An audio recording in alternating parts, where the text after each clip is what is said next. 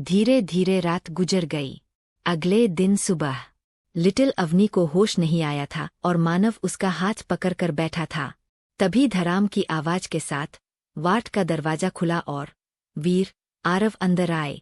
आरव ने घबराते हुए अपनी हाफती हुई सांस को रोकते हुए कहा, बॉस, बॉस, वो बहुत बड़ी प्रॉब्लम हो गई है। मानव ने अपनी आंखें सिकोड़ ली, फिर थोड़े गुस्से से पूछा। वाट वीर अपने थूक को गटकते हुए बोला, बॉस, वो मिस नैना और आपकी फोटो वायरल हुई है जिसमें आप मिस नैना को गले लगाए हुए खड़े हैं। नैना का नाम सुनकर मानव की भौहें तन गई। उसने ठंडी आवाज में कहा, इस न्यूज के साथ साथ उस लड़की को भी गायब कर दो। मानव की बात सुनकर वीर और आरव एक दूसरे को देखने लगे। फिर वीर हकलाते हुए बोला, यह इतना आसान नहीं है। कोई स्ट्रांग पावर है जो उसकी मदद कर रहा है। यह न्यूज हर जगह फैल गई है कि आप उसे पसंद करते हैं और बहुत ही जल्द शादी करने वाले हैं। मानव अचानक स्माइल करने लगा, लेकिन उसकी स्माइल बहुत ही डरावनी लग रही थी। उसे इस तरह मुस्कुराता देख वीर और आरव अंदर तक कांप गए। आरव ने हिम्मत करके पूछा, बॉस, वैसे आपने नैना को गले क्यों लगाया था? क्या फोटो सच है या फिर झूठ? मानव ने बिना देखे जवाब दिया, ये सच है। यह सुनकर आरव और वीर हैरान हो गए। वीर ने बेयकीनी से पूछा, आपका मतलब क्या है बॉस? मानव ने लिटिल अवनी को देखते हुए जवाब दिया, क्या तुम सब भूल गए? 5 महीने पहले हम सब जब ऑफिस से बाहर निकाल रहे थे तो मिस नैना अचानक से आकर मेरे गले लग गई थी। यह तब की ही फोटो है। लगता है वह लड़की मेरे साथ खेलने की कोशिश कर रही है, लेकिन उसने मुझे कमजोर समझकर बहुत बड़ी गलती की है। इतना कहने के बाद मानव डेविल स्माइल करने लगा, लेकिन उसकी आंखें आग बरस रही थी। वीर परेशान होकर अपने बालों को नोचने लगा। फिर उसने चिल्लाते हुए कहा, अब क्या करे? मानव उसके चिल्लाने से इरिटेट होकर बोला, करना क्या है? का क्या मतलब? निकलो यहाँ से। वीर और आरव अपना मुंह बनाते हुए वहां से चले गए। वहीं दूसरी तरफ हॉस्पिटल के बाहर खड़ी एक कार के अंदर नैना बैक सीट पर बिना कपड़ों के लेटी थी और उसके ऊपर एक लड़का लेटा था। नैना उस लड़के के बालों को सहलाते हुए बोली, बेबी, तुम तो बड़े इंटेलिजेंट निकले। तुम्हारे प्लान में वो मानव फंस गया है। अब तो उसे मुझसे शादी करनी ही होगी, वरना उसकी इमेज धरी की धरी रह जाएगी। वो लड़का उसकी बात सुनकर मुस्कुराने लगा, फिर नैना के ब्रेस्ट को चूमते हुए बोला, बेबी, बिना तुम्हारे ये पॉसिबल नहीं था। इतना कहने के बाद वो बिना वार्निंग के ही नैना के अंदर एंटर कर गया। आह, नैना दर्द से चीख, मुझे दर्द हो रहा, छोड़ो। वो लड़का अपनी स्पीड बढ़ाते हुए बोला, बेबी, तुमने जो कहा मैंने किया, अब तुम मुझे सेटिस्फाई करो। नैना गुस्से से बोली, हम ये सब रात से कर रहे हैं, अब छोड़ो मुझे। उस लड़के ने नैना की नहीं सुनी। वो अपनी मनमानी करने लगा। नैना उसका साथ नहीं दे रही थी। ये देख उस लड़के को गुस्सा आ गया। उसने जोर से नैना के ब्रेस्ट को मसल दिया। वही लिटिल अवनी का ward doctor Desai little Avni को चेक कर रहे थे और मानव जल कुकड़ा बैंकर उन्हें घूर रहा था। डॉक्टर देसाई मानव से बोले, मुझे ऐसे क्यों घूर रहे हो? तुम्हारी बीवी को मैं नहीं जाऊंगा, सिर्फ चेक ही कर रहा हूँ। जल कुकड़ा कही का हुआ। मानव अपना मुंह बनाते हुए बोला, हाँ, अगर मेरी बेबी की ये हालत न हुई होती तो आपको उसे छूने भी न देता। और क्या आप मुझे जल कुकड़ा बोल रहे हो? डॉक्टर देसाई लिटिल अवनी की नवस चेक करते हुए बोले, बोलना क्या है, तुम हो वह भी बड़े वाले जल कुकरे। पता नहीं लिटिल अवनी तुम्हें कैसे झेलती होगी, मेरी प्यारी लिटिल अवनी। डॉक्टर देसाई के मुंह से मेरी लिटिल अवनी सुनकर मानव उन्हें बुरी तरह घूरने लगा। उसने दांत पीसते हुए कहा, वह सिर्फ मेरी है। मानव सिंह राजवंश की। मानव ने इतना कहा ही था कि मिस्टर देसाई लिटिल अवनी से दूर हुए और जोर जोर से हंसने लगे। उन्होंने मानव की तरफ उंगली पॉइंट करते हुए कहा, हाँ हाँ, मानव, शादी के बाद लड़कियां पति का सरनेम लगाती है, लेकिन यहाँ तो तुमने ही लिटिल अवनी का सरनेम लगा रखा है। मानव सिंह हुआ। इतना कहकर वह हंसने लगे। मानव चिढ़ गया। उसने अपनी ठंडी आवाज में कहा, बेहतर होगा अगर आप अपने काम से काम रखें, वरना मुझसे बुरा कोई नहीं होगा। डॉक्टर देसाई मुंह बनाकर बोले, हाँ, और यहाँ तुमसे बुरा कोई है भी नहीं, समझे? बड़े आए मानव सिंह, पहले जाकर अपने उस झूठे न्यूज को साफ करो, वरना होश में आने के बाद तुम्हारी बीवी कहीं तुम्हें ही इस दुनिया से साफ कर दे। इतना कहकर वो वहां से भाग गए, क्योंकि उन्हें पता था उन्होंने मानव को गुस्सा दिला दिया है। अब कभी भी टाइम फोन की तरह उन पर पड़ सकता है। वही मानव दांत पीसते रह गया। उसने अपनी मुट्ठी कसके बंद करते हुए कहा, लगता है सभी के अंदर बहुत हिम्मत आ गई है, तभी तो मेरे सामने इन सब की कुछ ज्यादा ही जुबान चलने लगी है। कुछ तो करना पड़ेगा, वरना यह सभी मेरे हाथ से निकल जाएंगे। इतना कहकर उसने जैसे ही पीछे मुड़ कर देखा, वो चौंक गया क्योंकि लिटिल अवनी गुस्से से उसे ही देख रही थी। मानव ने ध्यान नहीं दिया और खुश होते बोला, बेबी, आप ठीक हो गए, आपको होश आ गया। लिटिल अवनी ने गुस्से से कहा, डॉक्टर अंकल, कौन से सफाई के बारे में बात कर रहे थे? हब्बी, क्या आपने कुछ किया है? कहीं आपने किसी को परेशान तो नहीं किया? हाँ, किया ही होगा, आप हमेशा लिटिल अवनी को परेशान करते रहते हो। मानव स्पीचलेस होकर लिटिल अवनी को देखने लगा। मानव ने लिटिल अवनी के सर पर हाथ रखकर पूछा, आपकी तबीयत तो ठीक है ना? बेबी, आप कैसी बहकी बहकी बातें कर रही हो? लिटिल अवनी ने मानव का हाथ झटक दिया और मुंह बनाकर बोली, हब्बी, सब आपके कारण हो रहा। अगर आप लिटिल अवनी को जबरदस्ती खाना नहीं खिलाते तो वह वोमिटिंग नहीं करती और ना ही उसे हॉस्पिटल आना पड़ता। आप हमेशा लिटिल अवनी को परेशान करते हो। अब लिटिल अवनी आपसे बात नहीं करेगी। मानव स्पीचलेस होकर लिटिल अवनी को देखने लगा। उसकी शिकायत सुनकर मानव को लग रहा था शायद उसके सामने जो लड़की बैठी है वो उसकी बीवी नहीं है। कंटिन्यू आगे जानने के लिए बने रहे। लिटिल अवनी चिल्लाते हुए बोली, आप बैर हब्बी हो, जब देखो आप लिटिल अवनी के लिए परेशानी खड़ी करते रहते हो। आपको तो कुछ भी नहीं आता। डैडी सही कहती है आपके बारे में। मानव ने अपनी आंखें छोटी करके पूछा, क्या कहा डैडी ने मेरे बारे में? लिटिल अवनी ने सोचते हुए जवाब दिया, डैडी कहते हैं कि हब्बी कामचोर है, वह हमेशा काम चोरी करते हैं और वह एक नंबर के जल कुकरे भी है। हब्बी, लिटिल अवनी को भी लगता है कि आप कामचोर हो। आप हमेशा काम चोरी करते हो। मानव बेयकीनी से लिटिल अवनी को देख रहा था। उसने अपने मन में कहा, यह भगवान, मेरी प्यारी भोली सी बीवी को किसने मेरे खिलाफ भड़का दिया? यह तो पूरी तरह बदल गई, यह मुझे ही डांट रही है। मानव अपनी लिटिल वाइफ को देखते हुए कहा, बेबी, आप क्यों डांट रहे हो? हब्बी को देखो ना है, हब्बी को कितना बुरा लग रहा। लिटिल अवनी अपनी आंखें घुमाते हुए बोली, हाँ हाँ हब्बी, आपको बुरा लगना भी चाहिए। डैडी कहते हैं सच हमेशा लोगों को बुरा लगता है, जैसे अभी आपको लग रहा है। मानव थोड़ा ड्रामा करते हुए अपने दिल पर हाथ रखकर बोला, बेबी ऐसा मत कहो, हब्बी को यहाँ दर्द हो रहा। मानव को लगा दर्द का नाम सुनकर लिटिल अवनी तुरंत उसके पास आएगी और प्यार से उससे पूछेगी कि ये क्या हुआ हब्बी। लेकिन इसके उलट लिटिल अवनी अंगड़ाई लेते हुए बोली, यह हब्बी, अगर दर्द हो रहा है तो आप भी डॉक्टर अंकल से इलाज करा लो, वह आपको ठीक कर देंगे। अब आप लिटिल अवनी को परेशान मत करो और यहाँ से जाओ, क्योंकि लिटिल अवनी को सोना है और वह सो नहीं पा रही क्योंकि आप बहुत शोर मचा रहे हो। मानव अपना मुंह खुले लिटिल अवनी को देख रहा था। उसने ऊपर से नीचे तक लिटिल अवनी को स्कैन किया, फिर याद करने लगा कहीं रास्ते में उसकी बीवी को किसी ने बदल तो नहीं दिया और उसकी जगह किसी बहरूपिया को कार में बैठा दिया हो। खैर, इस समय मानव ने बाहर जाने में ही अपनी भलाई समझी। वह मुड़ा और वार्ड से बाहर चला गया। हर जगह मानव और नैना की तस्वीरें फैली हुई थी। जब सिंह फैमिली को इस बारे में पता चला तो आरव ने उन्हें सच बता दिया कि ये सब नैना ने किया है। नीरज जी सीरियस होकर बोले, आरव मानव से बोलो सब सही करें, वरना अगर मेरी राजकुमारी को इस बारे में पता चला और वह रोई तो मुझसे बुरा कोई नहीं होगा। आरव घबराते हुए बोला, अंकल, बॉस के अपने प्लान है, वो जल्दी सब ठीक कर देंगे। वही दूसरी तरफ परी आज शाम अभी को प्रपोज करने वाली थी। उसे रियलाइज हो गया था कि वो भी अभी से कितना प्यार करती है।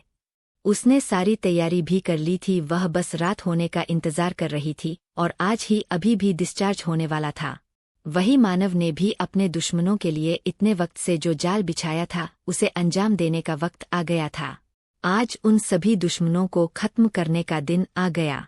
मानव की कार एक शानदार महल जैसे घर के सामने खड़ी थी। उसके साथ दर्जनों बॉडीगार्ड भी मौजूद थे। मानव के बगल में अर्जुन बैठा उसे ही देख रहा था। अर्जुन उस महल जैसे घर की तरफ गुस्से से देखते हुए मानव से बोला, मानव तुम्हें जो करना है करो, लेकिन उस दूसरे विलन को तो मैं ही मारूंगा, जिसके कारण 5 साल पहले मुझे सोना को छोड़कर जाना पड़ा। मुझे उसके साथ इतना रूखा बिहेव करना पड़ा। मानव ने डेविल स्माइल करते हुए जवाब दिया, ऑफकोर्स साले साहब, ये आपका ही तो हक है। वैसे भी मेरे पास इतना वक्त नहीं है कि मैं दूसरों के दुश्मनों पर अपना टाइम वेस्ट करूं। अर्जुन ने घूर के मानव की तरफ देखा। उस महल जैसे घर के अंदर एक लड़का जिसकी उम्र लगभग 25 साल होगी, उसने अपना सर झुकाते हुए अपने सामने बैठे आदमी से कहा, बॉस, आपको यहाँ नहीं आना चाहिए था। उस लड़के की बात सुनकर उस शख्स ने अपना मास्क निकाला। यह आदमी कोई और नहीं बल्कि असली ब्लैक टाइगर है, जो अभी तक किसी के हाथ नहीं लगा। ब्लैक टाइगर ने अपनी नज़र घुमाकर अपने दाएं बाएं देखा, जहां उसकी ही शक्ल के 3 फेक ब्लैक टाइगर बैठे थे। असली ब्लैक टाइगर हंसते हुए बोला, तुम्हें क्या लगता है वो मानव मुझे पहचान लेगा? कभी नहीं। अगर वह यहाँ आ भी गया तो क्या फर्क पड़ता है, यहाँ पर 3 फेक ब्लैक टाइगर है, मानव मुझे कैसे पहचान पाएगा। इतना कहकर वो हंसने लगा। हा हा हा हा, उस लड़के ने थोड़ा डरते हुए कहा। सर, वह मानव बहुत ही ज्यादा चालाक है। आपको याद है ना पिछली बार क्या हुआ था। उस लड़के का इतना ही कहना था कि ब्लैक टाइगर ने गुस्से से उसे देखा, फिर अपने हाथ में पकड़ी वाइन को जमीन पर फेंकते हुए कहा, कैसे भूल सकता हूँ मैं उस दिन मैं कितना खुश था कि आखिरकार लिटिल अवनी मेरे पास, मेरे साथ, मेरे बिस्तर ओई मियां बाहों में होगी। लेकिन मुझे क्या पता था उस दिन मुझे लिटिल अवनी के मरने की खबर मिलेगी। मानव इतना चालाक है कि उसने लिटिल अवनी के मरने की झूठी खबर फैला दी और लिटिल अवनी को सबसे छुपा के रखा। उस लड़के ने थोड़ा अफसोस जताते हुए कहा, बॉस, आपने तो उस आदि और सिंह फैमिली को मारने का प्लान भी बना लिया था ताकि आप ब्लैकमेल करके लिटिल अवनी को अपने पास बुला सको। लेकिन यह सब करने से पहले ही लिटिल अवनी की मौत की खबर आई और आपने अपना प्लान ड्रॉप कर दिया। ये क्या ड्रॉप कर दिया? तभी एक आवाज सभी कान में पड़ी। सभी ने सीढ़ियों की तरफ देखा जहां एक 27 साल का लड़का आ रहा था। वह देखने में बिल्कुल ब्लैक टाइगर की तरह ही लग रहा था। ब्लैक टाइगर ने उसे देखते ही पुकारा, छोटे। वही बाहर मानव ने बड़े ही चालाकी से ब्लैक टाइगर के बॉडीगार्ड को अपने बॉडीगार्ड से बदल दिया और घर के चारों तरफ बॉम्ब लगवा दिए। अर्जुन मानव पर चिल्लाते हुए, मानव, तुम ऐसा नहीं कर सकते, पहले मुझे उस लड़के को दे दो, फिर तुम्हें जो करना है वह करो। मैं कुछ नहीं करूंगा। मानव ने अर्जुन की बात को पूरी तरह से इग्नोर किया और वीर को आर्डर देते हुए बोला, वीर, इस घर के सभी दरवाजे बाहर से बंद कर दो, कोई भी अंदर का इंसान बाहर नहीं आना चाहिए। वीर ने थोड़ा डरते हुए पूछा, बॉस, क्या आप श्योर हो कि आप उन सब को बम से उड़ाने वाले हो? मानव मुस्कुराते हुए बोला, चिंता मत करो, मैं उस नैना के साथ इससे भी ज्यादा बुरा करूंगा और वह सब काम भी मैं तुम्हारे हाथों ही करवा लूंगा। यह सब नहीं कर सकता क्योंकि मेरी बेबी कहती है यह सब करना पाप होता है। अगर मुझे पाप लग गया तो? अर्जुन और वीर हैरानी से मानव तो देखने लगे जैसे बोल रहे हो, तो क्या हमें पाप नहीं लगेगा? कंटिन्यू। क्या परी प्रपोज करेगी अभी को? क्या अभी उसके प्रपोजल को एक्सेप्ट करेगा? मानव के दिमाग में आखिर चल क्या रहा है? क्यों लिटिल अवनी इतना अजीब बिहेव कर रही आखिर, जिसके कारण अर्जुन को सोना को 5 साल पहले छोड़ना पड़ा जानने के लिए बने रहे। मानव के कहे अनुसार वीर ने ब्लैक टाइगर के घर के बाहर जाने वाले सभी रास्तों को बंद करवा दिया और हर जगह बम लगा दिया। वही घर के अंदर ब्लैक टाइगर ने अपने छोटे भाई से पूछा, अबीर, तुम्हें क्या हुआ है? तुम इतने गुस्से में क्यों हो? अबीर ने जवाब दिया, भाई, आपको पता है ना, मैं कॉलेज टाइम से ही उस अर्जुन को बिल्कुल भी पसंद नहीं करता। मैं उसका हर चीज छीन लेना चाहता हूँ, हर एक चीज, चाहे उसका प्यार ही क्यों ना हो। वैसे उसे मानना पड़ेगा, उसने कितने अच्छे तरीके से अपनी बीवी को छुपा के रखा। टाइगर ने शैतानी हंसी हंसते हुए उसके कंधे पर हाथ रख के कहा, तुम चिंता मत करो, मानव के साथ साथ अर्जुन को भी हम देख लेंगे। बेचारे इन सब को क्या पता, आज के बाद ये कभी भी दुनिया देखने लायक नहीं बचेंगे। मानव को देखना तो दूर की बात है, अचानक ही घर में मौजूद सभी लोगों का फोन बजने लगा। यह देख सब हैरान हो गए। सभी ने अपना फोन निकाल कर देखा तो शॉक हो गए। उन सभी के फोन में एक ही वीडियो चल रहा था जिसमें मानव हंसते हुए कह रहा था, ये हेलो ब्लैक टाइगर, उम्मीद है तुम सभी खुश होगे, पर चिंता मत करो, तुम्हारी खुशी के साथ साथ तुम्हारी जिंदगी को भी मिटाने की जिम्मेदारी मेरी है।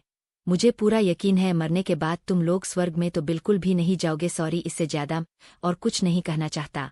वो क्या है ना, मैं फालतू लोगों पर अपना टाइम वेस्ट नहीं करता, बाय बाय। मानव के इतना कहते ही वीडियो अपने आप बंद हो गया। वह मौजूद किसी को भी कुछ समझ नहीं आ रहा था कि आखिर मानव का मतलब क्या है। तभी एक धमाका हुआ और उस घर का पीछे वाला हिस्सा पूरी तरीके से आग की लपटों में झुलस गया। सभी लोग भागने लगे, लेकिन बाहर से सभी दरवाजों को बंद कर दिया गया था, इसलिए वह सभी बाहर नहीं जा पा रहे थे। ब्लैक टाइगर चिल्लाया, खोलो दरवाजा, हमें बाहर निकालो। मानव, मैं तुम्हें छोड़ूंगा नहीं। इतना कहने के बाद वह चिल्लाने लगा, आह है, पूरे घर में आग लग गई। तभी एक और धमाका हुआ जिसमें अबीर और तीनों फेक ब्लैक टाइगर के चीथड़े उड़ गए। यह देख ब्लैक टाइगर जोर से चिल्लाया, नहीं अबीर। ब्लैक टाइगर की भी हालत खराब हो गई। धीरे धीरे उसकी आंखें बंद होने लगी और वह जमीन पर गिर गया। ब्लैक टाइगर ने जो वाइन पी थी उसमें जहर था, जिसका असर शुरू हो गया। वही बाहर मानव अपने एक्सप्रेशन लेस चेहरे से उस जलते हुए घर को घूर रहा था। धीरे धीरे वक्त बीतता चला गया। 1 घंटा, 2 घंटा, 3 घंटा और 5 घंटा, 6 घंटे बाद भी मानव वहीं पर खड़े होकर अपने एक्सप्रेशंस चेहरे से जलते हुए घर को ही देख रहा था। उसके बगल में खड़े अर्जुन, जिसकी शक्ल गुस्से से लाल थी, उसने चिल्लाते हुए मानव से कहा, मानव, अबीर मुझे चाहिए था, तुमने उसे भी क्यों मार दिया तो मार दिया, लेकिन पिछले 6 घंटों से यहाँ खड़े होकर उस घर को क्यों घूर रहे हो? खुद तो यहाँ खड़े हो और मुझे भी घर नहीं जाने दिया बोलोगे भी, या मूर्ति की तरह खड़े रहोगे? मानस ने अर्जुन के किसी भी बात का जवाब नहीं दिया। वो अभी भी एकस जलते हुए घर को ही देख रहा था। वहीं दूसरी तरफ नैना खुश होकर हॉस्पिटल से बाहर निकली। उसका एक हाथ उसके पेट पर था। नैना आज बहुत ही ज्यादा खुश नजर आ रही थी। उसने शैतानी हंसी हंसते हुए कहा, बहुत जल्द मैं तुम्हारे बच्चे की माँ बनूंगी मानव, फिर तुम्हें मुझसे शादी करनी होगी। इतना कहने के बाद वो हॉस्पिटल से चली गई। अब तक मानव और नैना के बारे में जो अफवाहें फैली थी वह सब हट चुकी थी। वही लिटिल अवनी इस वक्त हॉस्पिटल में इधर उधर घूम रही थी। उसकी आंखों में आंसू थे। वह सिसकते से बोली, वह डॉक्टर आंटी कितनी बुरी है, उन्होंने लिटिल अवनी को इंजेक्शन लगा दिया, कितना दर्द हो रहा है। वह चलते चलते आगे निकल गई। उसने चारों तरफ घूम कर देखा। उसे समझ नहीं आ रहा था कि वह जाए कहाँ। लिटिल अवनी उदास होकर इंट्रेस की तरफ जाने लगी। उसने मानव को कोसते हुए कहा, यह हब्बी दिन ब दिन आलसी होते जा रहे हैं। यह ऐसे कैसे लिटिल अवनी को छोड़कर चले गए? एक बार भी ये लिटिल अवनी से मिलने नहीं आए। आने दो इन्हें, लिटिल अवनी इन्हें अच्छे से बताएगी, इनके हाथ पैर तोड़ देगी। इतना कहकर वह बाहर निकल गई। सड़क पर चलते हुए भी वह मानव को अलग अलग नाम देकर कोस रही थी। उसने ध्यान नहीं दिया। सामने से एक कार आ रही और वह उससे टकराकर नीचे गिर गई। आह, कौन है जिसे इतनी बड़ी क्यूट सी प्यारी सी लिटिल अवनी नहीं दिखाई देती? कितना दर्द हो रहा है। आह, यह सब आपके कारण ही हो रहा है हब्बी। इतना कहकर वह सिसकते हुए खड़ी हो गई। उसने जैसे ही अपना सर उठाकर सामने कार को देखे तो उसकी आंखें चमकने लगी। वो जल्दी से भाग कर गई और बैकशीट का दरवाजा खोलकर कार में बैठ गई। उसकी इस हरकत से कार में मौजूद तीनों शख्स में से 2 शख्स शॉक हो गए। लिटिल अवनी को देखते ही अर्जुन ने हैरान होकर पूछा, गुड़िया तुम यहाँ क्या कर रही हो? अर्जुन के गुड़िया कहते ही मानव जो अपनी आंख बंद करके बैठा था उसने अपनी आंखें खोली और लिटिल अवनी को देखने लगा। धीरे धीरे वक्त बीत गया और कब 2 महीने निकल गया पता ही नहीं चला। परी ने अभी को प्रपोज भी कर दिया और अभी ने हाँ भी कर दिया। वह दोनों अपनी जिंदगी में बहुत ही ज्यादा खुश थे। अर्जुन सोना और आदि के साथ, आरव खुशी के साथ, वीर श्री के साथ और राज रानी के साथ बहुत ही खुश था। और इन दोनों की शादी भी हो गई। पिछले 1 महीने से लिटिल अवनी के नखरे भी बढ़ गए थे, जिसे उठाते उठाते बेचारे मानव की हालत खराब हो गई। आज लिटिल अवनी ने मानव को खूब पीटा। बेचारा मानव अपना मुंह लटकाए हॉल में आया। मानव को आता देख हाल में बैठे सभी लोग समझ गए कि आज भी लिटिल अवनी ने मानव को पीटा। नीरज जी मानव को गले लगाते हुए प्यार से बोले, अले अले मेरा दामाद क्या हुआ? कहीं फिर से मेरी लिटिल प्रिंसेस ने तुम्हें पीटा तो नहीं न? मानव ने लाचारी से अपना सर हाँ में हिला दिया। यह देख नीता जी अपने सर पर हाथ रख बोली, यह लड़की भी ना पता नहीं इसे क्या हो गया, पिछले 1 महीने से अजीब बर्ताव कर रही। तभी मिस्टर सिंघानिया घर के अंदर आते हुए बोले, मुझे तो बड़ा मजा आ रहा है इस मानव को ऐसे पिता देख। चलो कम से कम कोई तो है जो इस बदतमीज को लाइन पर ला सकता है।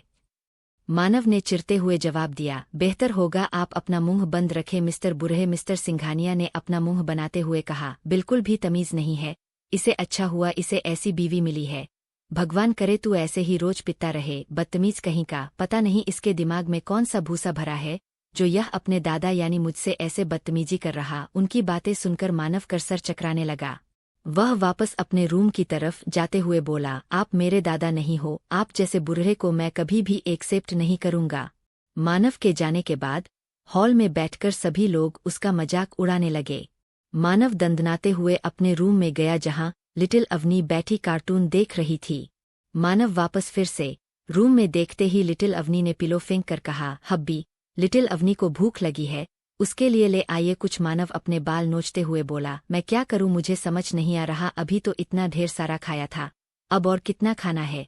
ऐसे ही चलता रहा तो आप मोटी हो जाओगी बेबी। लिटिल अवनी को गुस्सा आ गया। वह अपने लाल चेहरे से मानव को घूरते बोली, मुझे मोटी बोला? इतना कहने के बाद उसने बेड के नीचे रखी अपनी सैंडल को उठाकर मानव के ऊपर फेंक दिया। No baby continue. आखिर लिटिल अवनी को क्या हुआ जी, वो ऐसे अजीब बिहेव कर रही, अब क्या करेगा मानव? क्या सच में नैना मानव के बच्चे की मां बनने वाली है या होने वाला है? कुछ ऐसा जिसके बारे में नैना तो क्या किसी ने भी नहीं सोचा होगा। जानने के लिए बने रहे। मानव ने जब देखा लिटिल अवनी की सैंडल उसी की तरफ आ रही है तो वह एक पल के लिए चौंक गया। उसने जल्दी रिएक्ट किया और नीचे झुक गया, जिसके कारण उसे लिटिल अवनी की सैंडल नहीं लगी थी। देख मानव ने अभी राहत की सांस ली ही थी कि तभी लिटिल अवनी ने उसके ऊपर अपनी दूसरी सैंडल फेंक दी जो सीधा मानव के सर पर लगी। आह! दर्द से मानव की आह निकल गई। मानव ने रोनी सूरत बनाकर शिकायत की, ये बेबी, आपने अपने हब्बी को क्यों मार रही हो? देखो मैं कितना अच्छा हूँ। लिटिल अवनी बेड पर खड़ी हो गई और अपने कमर पर हाथ रख के मानव को देखते हुए बोली, हब्बी आपकी हिम्मत कैसे हुई लिटिल अवनी को मोटी कहने की? मानव लिटिल अवनी को ऊपर से नीचे तक देखते हुए बोला, बेबी मैं सच कह रहा हूँ आजकल आप बहुत ज्यादा खाने लगे हो जिसके कारण आप मोटे हो रहे हो, लेकिन फिर भी आपको मोटा नहीं कहा जा सकता। लिटिल अवनी चिल्लाते हुए बोली, हब्बी लिटिल अवनी मोटी नहीं है, समझे आप? इतना कहकर वह रूम में मौजूद हर सामान को उठाकर मानव के ऊपर फेंकने लगी। मानव बचते हुए उसके पास पहुंचा और उसके दोनों हाथों को कस के पकड़कर बोला, बेबी रुक जाओ, क्यों मार रही हो? आह! मानव ने इतना कहा ही था कि लिटिल अवनी ने गुस्से से उसके बाल पकड़ लिए। आह बेबी, दर्द हो रहा है, छोड़ दो प्लीज मेरी जाना। लिटिल अवनी आंखें मटकाते हुए बोली, जाना जाना कहाँ जाना है आपको? आपने लिटिल अवनी को मोटी कहा, अभी लिटिल अवनी आपको बताती है। रुको। बेचारा मानव लिटिल अवनी की धमकी सुनकर डर गया। उसने किसी तरह लिटिल अवनी के चंगुल से खुद को छुड़ाया और एकदम से बाहर की ओर भाग गया। लिटिल अवनी भी उसके पीछे पीछे रूम के बाहर निकल गई। हॉल में सभी परिवार वाले बातें कर रहे थे। कायरा ने सभी को चाय लाकर दिया, तभी उन सभी के कानों में मानव और लिटिल अवनी की आवाज पड़ी।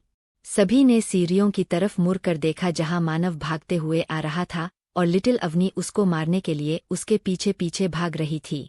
यह सीन देखकर मिस्टर सिंघानिया खुश होकर कायरा से बोले, कायरा बेटा, चाय तो मिल गई, अब कुछ खाने के लिए भी ले आओ, फिर मजे से मैं इस बदतमीज मानव को पीते हुए देखूंगा। कायरा तुरंत किचन में चली गई। उसके जाने के बाद नीरज जी मिस्टर सिंघानिया को घूरते हुए बोले, मेरे बेचारे कचरे से निकले प्यारे दामाद को पीता हुआ देखकर बड़ा मजा आ रहा है। आपको याद रखिए, उसे केवल मैं ही परेशान कर सकता हूँ बस, और कोई नहीं। इतना कहने के बाद वह मानव को देखकर उसकी बलाएं लेते हुए बोले, हाय मेरा राक्षस जैसा दामाद, कैसे रोज मेरी लिटिल प्रिंस से मार खाता है, लेकिन मजाल है कि वह एक उफ तक करें। जीव ने हैरान होकर नीरज जी से पूछा, अंकल आपको लिटिल भाभी के लिए पति चाहिए था? यह गुलाम आपकी बातों से तो लग रहा है कि आपको गुलाम चाहिए था, पर यह बात आप सीधा भी तो बोल सकते हो। इस तरह मानव भाई की बेइज्जती करना जरूरी है क्या? नीरज जी ने अपना मुंह बनाकर बस 4 शब्द कहे। सामने का सीन देखो। नीरज जी के इतना कहते ही सभी फैमिली मेंबर सोफे पर ऐसे बैठ गए जैसे सामने बहुत बड़ा अच्छा शो चल रहा हो। लिटिल अवनी टीवी का रिमोट उठाकर मानव के ऊपर फेंकते हुए बोली, हब्बी, बस एक बार आप लिटिल अवनी के हाथ लग जाओ, फिर आप समझो कि आपके हाथ पैर तो आज गए। मानव लेफ्ट साइड झुक गया जिसके कारण वह रिमोट उसे नहीं लगा। यह देख मानव लिटिल अवनी को चिढ़ाते हुए बोला, बेबी जब मुझे पता है कि आप मेरे हाथ पैर तोड़ दोगे तो भला मैं आपके पास क्यों की आऊँगा? आओ आओ, पकड़ो पकड़ो मुझे। लेकिन मैं सच कह रहा हूँ आप मोटी हो गई हो, आपको थोड़ी रनिंग की जरूरत है, पर कोई बात नहीं, मैं रोज आपको इसी तरह रनिंग करवा लूंगा, फिर आप पतली हो जाओगी। लिटिल अवनी मानव की बात सुनकर चिढ़ गई। उसने सामने रखे फ्लावर वास को किक कर दिया।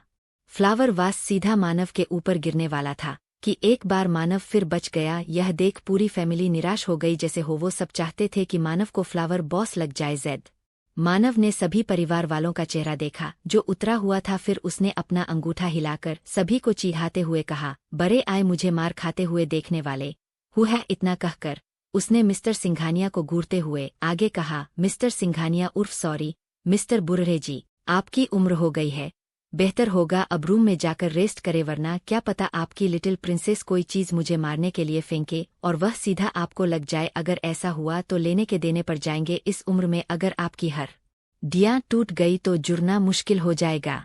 मिस्टर सिंघानिया ने खुन्नस में मानव को देखा और अपनी छड़ी उसके ऊपर फेंकते हुए चिल्लाए, बुढ़ा होगा तू, मैं तो अभी भी यंग हूँ, बदतमीज कहीं का। मिस्टर सिंघानिया लिटिल अवनी की तरफ देखकर बोले, बेटा इस नालायक को और मारो ताकि इसकी अकल ठिकाने आ जाए, इसे मार की सख्त जरूरत है, बदतमीज कहीं का। नीरज जी लिटिल अवनी को रोकते से बोले, नहीं प्लीज ऐसा मत करो।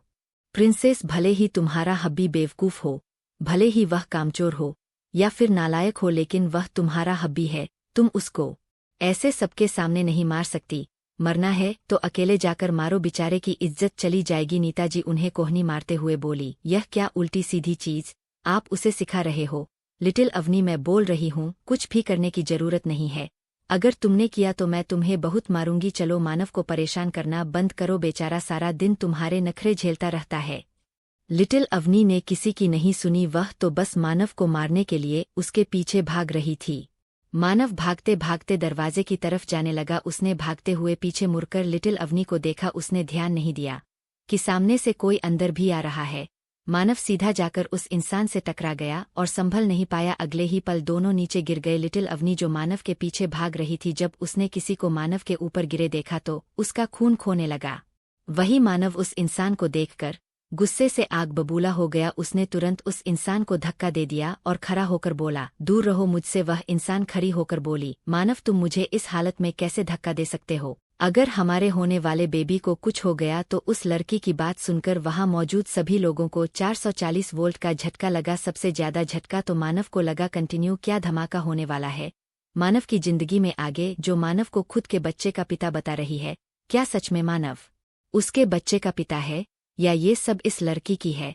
कोई साजिश? क्यों लिटिल अवनी की रही अजीब बर्ताव?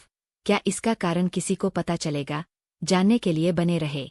लिटिल अवनी अपने दोनों हाथों को अपने कमर पर रख के बड़े स्टाइल से बोली, अरे ओह बूढ़ी आंटी, लिटिल अवनी को बेवकूफ समझा है क्या, या फिर बच्चा? फिर लिटिल अवनी उस लड़की की एक्टिंग करते हुए बोली, मानव, तुम मुझे ऐसे कैसे धक्का दे सकते हो?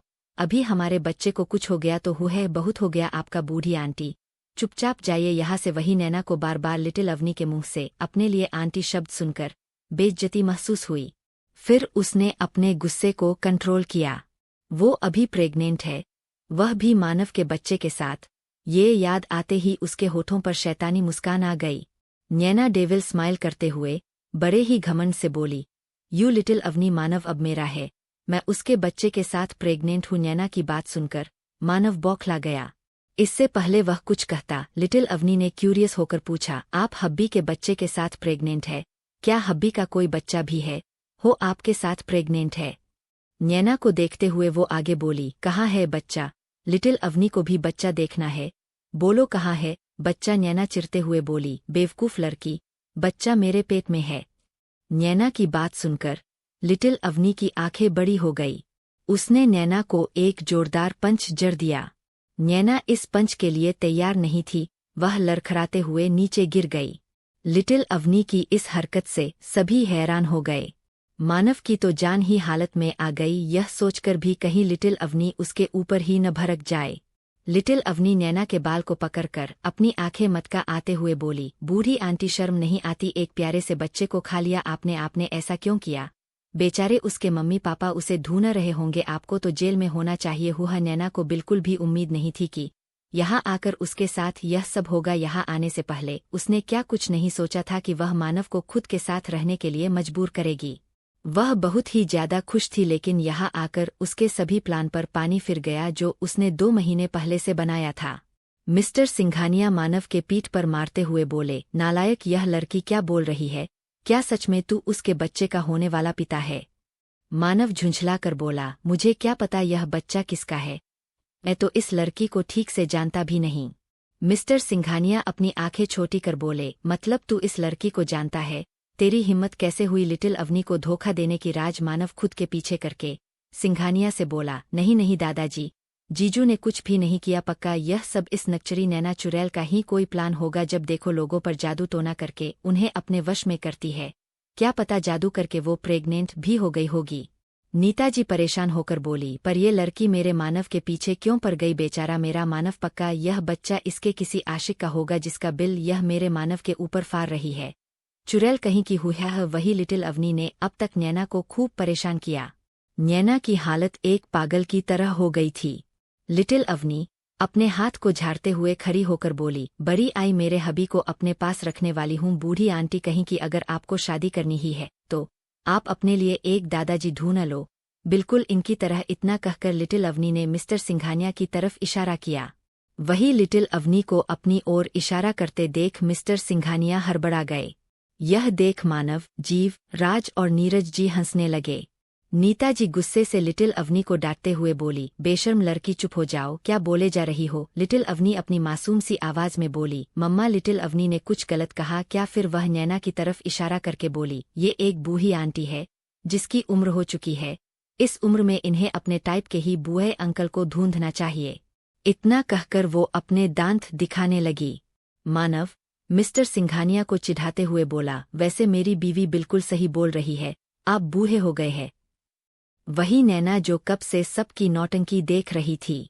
उसने खड़े होकर अपने कपड़े साफ किए, फिर अपनी उंगली मानव की तरफ पॉइंट करके बोली, मानव, तुम्हें मुझे और मेरे बच्चों को अपनाना ही होगा, समझे, वरना मैं पुलिस के पास जाऊंगी, फिर तुम सब जेल में चक्की पीसोगे। लिटिल अवनी तपाक से बोली, हाँ कर दो पुलिस कंप्लेन। लिटिल अवनी फिर मजे से पूरा दिन जेल में सोएगी और उसे फिर कॉलेज पर नहीं जाना पड़ेगा, ना तो कोई काम करना पड़ेगा। लिटिल अवनी पूरा दिन काम करके कितना थक जाती है।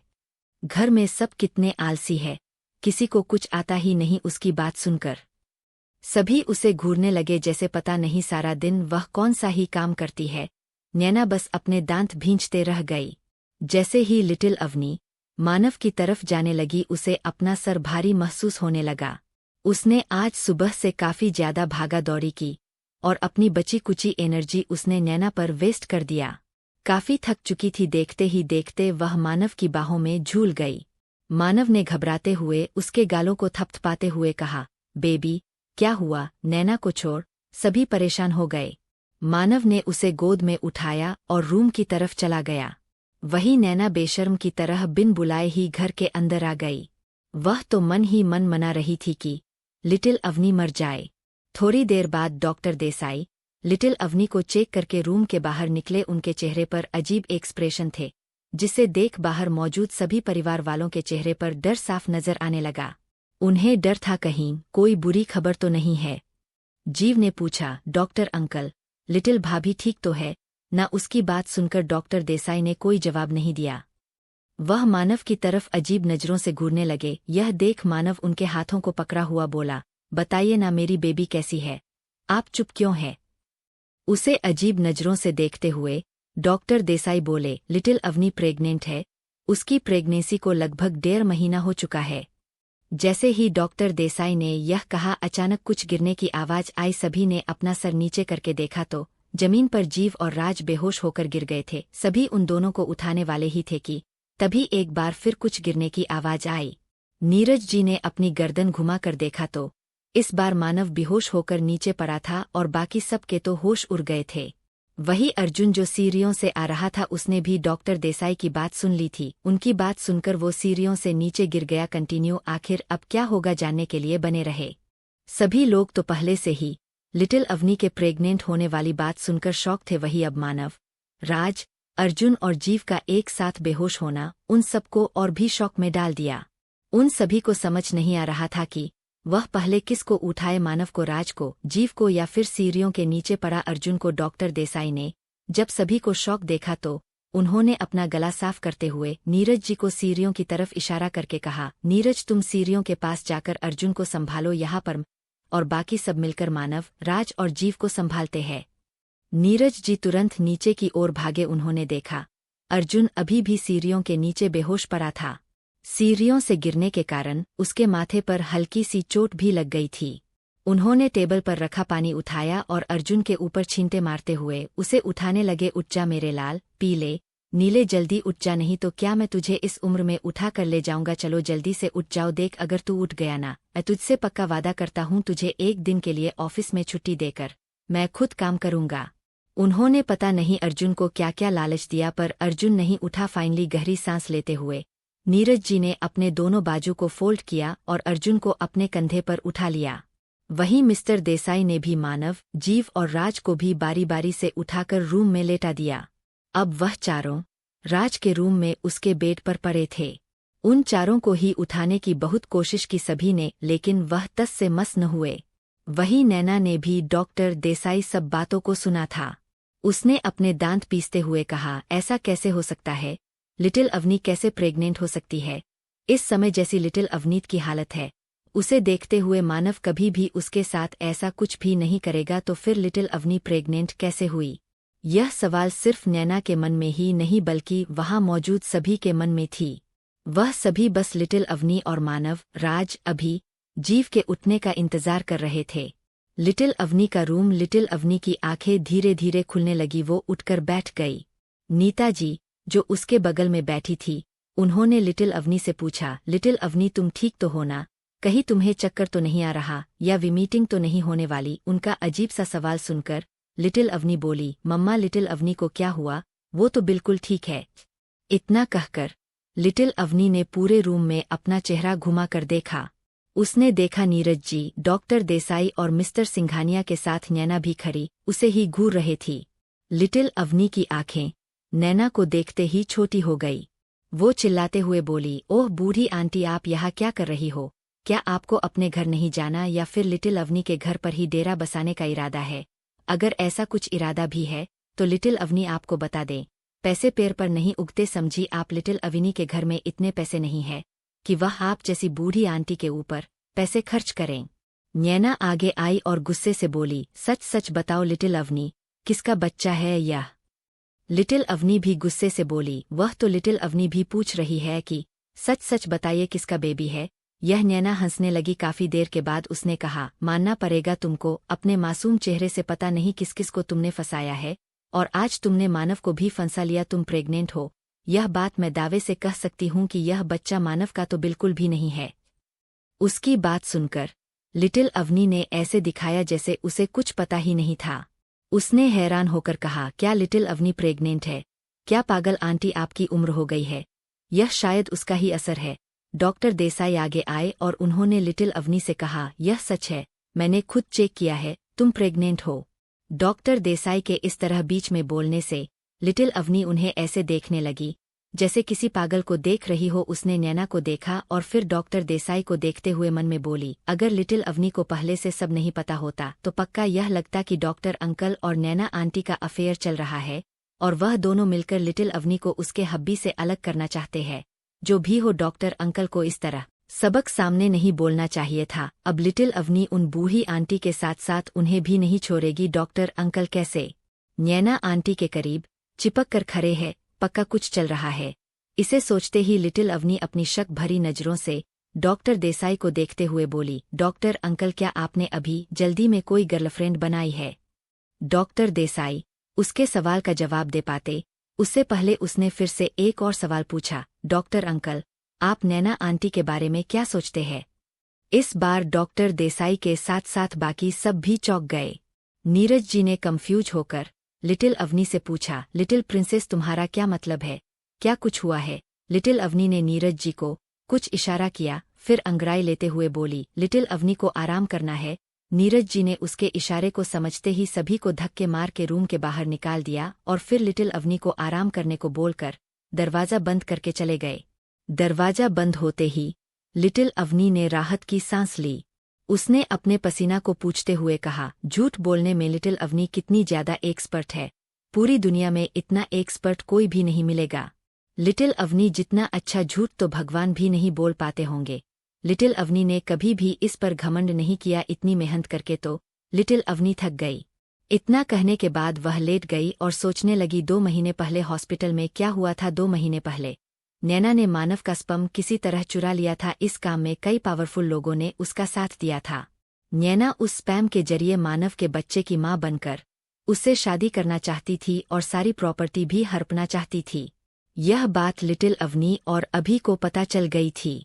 जिस दिन नैनो हॉस्पिटल गई थी, अभी ने बड़ी चालाकी से उसे दूसरे वार्ड में भेज दिया और किसी और का स्पैम उसके अंदर डलवा दिया।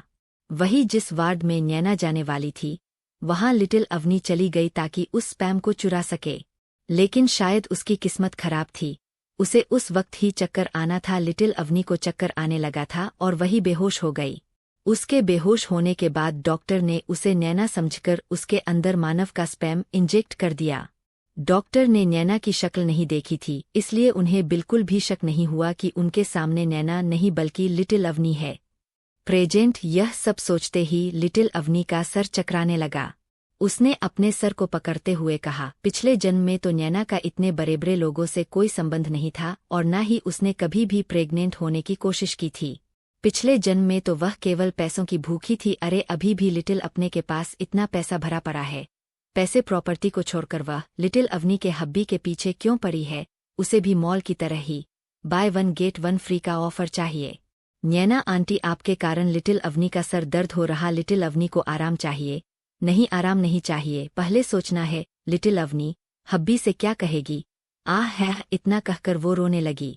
वही राज का रूम। नीरज जी, नीता जी और मिस्टर सिंघानिया अपनी कमर पर हाथ रखकर एक टक बेड पर लेटे हुए चारों लड़कों को ही देख रहे थे। नीता जी वॉशरूम में गई और बाल्टी में पानी भरकर लाई और बिना देर किए उस बाल्टी का सारा पानी उन चारों के ऊपर फेंक दिया। पानी पड़ते ही वह चारों हड़बड़ाते हुए बेड पर बैठ गए। जीव और राज चिल्लाने लगे, बचाओ बचाओ, पानी पानी, जल्दी से कोई किचन का दरवाज़ा बंद करके ताला लगाओ, वरना सारा पानी किचन में घुस जाएगा तो सारा खाना खराब हो जाएगा, फिर हम सब क्या खाएंगे? उन दोनों की बेवकूफ़ी भरी बातें सुनकर मिस्टर सिंघानिया ने बारी बारी से उन दोनों के सर पर मारते हुए कहा, यहाँ इतनी बड़ी मुसीबत आई है और इन दोनों को खाना खाने की पड़ी है। बेवकूफ़ कहीं के। वही मानव जैसे ही अपने होश में आया, वह बिना देरी किए बेड खड़ा हुआ और रॉकेट की स्पीड से रूम से बाहर निकल गया। यह सब इतनी जल्दी हुआ कि किसी को समझ ही नहीं आया। सब अपना मुंह खोले उसे देखते रह गए। अब तक अर्जुन ने भी अपने आप को संभाल लिया था। उसने खुद को संभाला और वह भी इतनी स्पीड से रूम से निकला जितने स्पीड से मानव भागा था। सभी अपनी आंखें फाड़े दरवाजे की तरफ देख रहे थे। राज बेड पर खड़ा होकर बोला, लगता है ये सब पकड़म पकड़ाई खेल रहे हैं, मुझे भी खेलना है। इतना कहकर वो बेड के ऊपर से कूद गया और दरवाज़ा खोलकर बाहर भाग गया। जीव अपने बालों को सहलाते हुए दरवाजे की तरफ देख रहा था। फिर उसने बाकी सबको देखते हुए कहा, भला मैं इन बुर्रों के बीच में क्या करूंगा? इतना कहकर वह भी भाग गया। नीता जी, नीरज जी और मिस्टर सिंघानिया अपने दांत पीसते रह गए। वह तीनों भी जल्दी से रूम के बाहर निकल गए। मानव भागते हुए जल्दी से अपने रूप में घुस गया। लिटिल अवनी उस वक्त कंबल के नीचे घुसकर फोन में कार्टून देख रही थी। मानव लिटिल अवनी को देखते हुए बैट के पास रुक गया। मानव को लग रहा था शायद लिटिल अवनी सो रही है, इसलिए उसने उसे डिस्टर्ब नहीं किया। मानव रूम का चक्कर लगाते हुए बोला, यह सब क्या है? डॉक्टर देसाई वो सब क्या कहा था? भला ऐसे कैसे हो सकता है? फिर उसने याद किया एक बार जब लिटिल अवनी ने उसे ड्रग्स दिए थे। सोचते हुए मानव ने खुद से कहा, लेकिन उस वक्त ज्यादा कुछ भी नहीं हुआ था कि ऐसा कुछ हो जाए, लेकिन क्या पता, दुनिया आगे बढ़ रही है, कुछ भी हो सकता है। फिर वह खुद के ही सर पर चपत लगाते हुए बोला, अरे दुनिया आगे बढ़ रही है, पर इसका उससे भला क्या लेना देना? क्या पता अगर लेना देना हो तो हे भगवान, क्या करूं इतना? कहकर वो अपने सर के बाल नोचते हुए बैठ पर बैठ गया। तभी अर्जुन भी भागते हुए रूम के अंदर आया। उसने मानव से पूछा, मानव क्या जो मैंने सुना वह सच है? मानव उसे देखते हुए बोला, मुझे नहीं पता। अर्जुन उसे मारते हुए बोला, अरे ऐसे कैसे नहीं पता? पड़ोस के बच्चे के बारे में थोड़ी ना पूछ रहा हूँ। मानव चिल्लाते हुए बोला, यार देख, मुझे तो वैसे ही डर लग रहा है, अब तू यह सब सवाल मुझसे मत पूछ, मेरा तो बीपी हाई हो रहा। इतने में उन दोनों की आवाज़ सुनकर लिटिल अवनी उठकर बैठ गई। एक बार फिर दरवाज़ा खुला और राजजीव अंदर आए। राज भागते हुए लिटिल अवनी के पास आया और उससे पूछा, लिटिल बेबी सिस्टर, वो डॉक्टर अंकल क्या बोल रहे थे? लिटिल अवनी कार्टून देख रही थी। उसके एक हाथ में फ़ोन था और दूसरे हाथ में चॉकलेट। वो चॉकलेट का एक बाइट लेते हुए बोली, यही कि लिटिल अवनी प्रेग्नेंट है। अर्जुन बोला, अरे हाँ वह तो पता है, लेकिन ऐसा कैसे हो सकता है? मानव हकलाते हुए बोला, ये झूठ है ना? लेकिन लिटिल अवनी 2 मिनट तक उन चारों को देखती रही, फिर इतने दांत दिखाकर बोली, यह सच है, कितना मज़ा आएगा ना? लिटिल अवनी को तो पूरे 5 से 5 जुड़वा चाहिए। उसने कुछ ध्यान ही नहीं दिया, वह बोले जा रही थी। वही उसकी बात सुनकर एक बार फिर वो 4 लड़के बेहोश होकर जमीन पर गिर पड़े। लिटिल अवनी ने अपना सर उठा के सामने देखा तो उसे अपने सामने कोई भी नजर नहीं आया। यह देख वह कंफ्यूज होकर बोली, सब लोग कहाँ चले गए? इतना बोल उसने सबको इग्नोर किया और फिर चद्दर ओढ़ के अंदर कार्टून देखने लगी। वो चारों लोग एक बार फिर बेहोश हो गए। तभी रूम के अंदर नीरज जी, नीता जी और मिस्टर सिंघानिया आए। उन चारों लड़कों को फिर जमीन पड़ा देखा। नीरज जी ने अपने हाथ खड़े करते हुए कहा, देख लो, अब मैं किसी को नहीं उठाने वाला। इस उम्र में मैं यह सब काम नहीं कर सकता, अब बस यही बाकी रह गया। कहा बच्चों को अपने बाप को सहारा देना चाहिए और कहा यह चारों ही मुझसे अपनी सेवा करवा रहे हैं। इतना कहकर उन्होंने अपना मुंह फेर लिया। नीता जी मिस्टर सिंघानिया की ओर आस भरी नजरों से देखने लगी। मिस्टर सिंगारिया झट से बोले, मेरी उम्र हो चुकी है, मैं इन सबको कैसे उठा सकता हूँ? मुझे डर है, अगर मैंने उन्हें उठाया तो मेरी तो कमर ही टूट जाएगी। कंटिन्यू। आगे जानने के लिए बने रहे। नीरज जी को डर था कहीं नीता जी उन्हें इमोशनल ब्लैकमेल करके उन चारों लड़कों को न उठाने को कह दे, इसलिए वह जल्दी से वहां से भाग गए। देखते ही देखते मिस्टर सिंघानिया भी वहां से खिसक गए। नीता जी ने जमीन पर पड़े उन चारों लड़कों को देखा, फिर सभी को एक एक लात मारकर वहां से गुस्से में चली गई। नीता जी किचन में जाकर काम करने लगी। उन्होंने वहां मौजूद शेफ से कहा, एक काम करो, यह पनीर, उबले हुए आलू और इस खीर को फ्रिज में रख दो, आज रात डिनर में पनीर की सब्जी बनाना। ठीक है, शेफ ने मुस्कुराकर बड़े ही रिस्पेक्ट से अपना सर झुकाकर कहा, ओके मैडम। नीता जी फिर वहां से चली गई। उनके जाने के बाद शेफ अपना काम करने लगे। वही 10 मिनट बाद लिटिल अवनी को भूख लगने लगी। वह बेड से उठकर बाहर जाने लगी। उसने नीचे नहीं देखा, बस अंधाधुंध होकर चले जा रही थी। उसका पैर पहले राज के ऊपर पड़ा, फिर अर्जुन, जीव और आखिरी में उसने जैसे ही मानव के हाथ पर अपना पैर रखा, मानव की आंखें खुल गई। लिटिल अवनी गिरने ही वाली थी कि मानव ने तुरंत उठकर उसे पकड़ लिया। मानव उसे डांटते हुए बोला, बेबी, आप क्यों इधर-उधर फुदक रही हो, ठीक से चलो, आप अभी गिर जाते तो। वही लिटिल अवनी जो अभी तक नींद में थी, मानव की आवाज सुनकर अचानक अपने होश में आई। फिर वह मानव को देखते हुए बोली, हब्बी, आप यहाँ कब आए? और वह बोलते बोलते रुक गई। उसने देखा जमीन पर अर्जुन, राज और जीव पड़े थे।